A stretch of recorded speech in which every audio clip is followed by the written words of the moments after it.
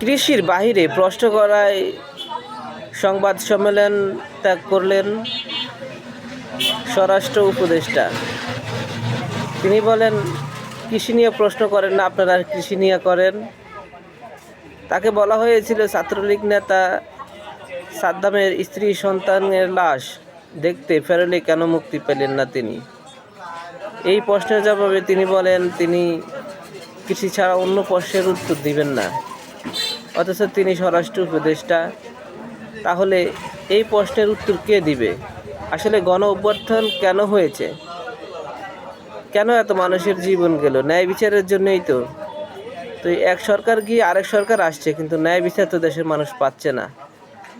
এখন জবাবদিহি করার জন্য স্বরাষ্ট্র উপদেষ্টা, তিনিও এখন তাকে কৃষি প্রশ্ন করতে হবে। স্বরাষ্ট্র আইন বিষয়ক কোনো প্রশ্ন তাকে করা যাবে না। তাহলে তাকে দায়িত্বে রাখা হয়েছে কেন? তার কৃষক বানিয়ে দেওয়া হোক অথবা তাকে বরখাস্ত করা হোক।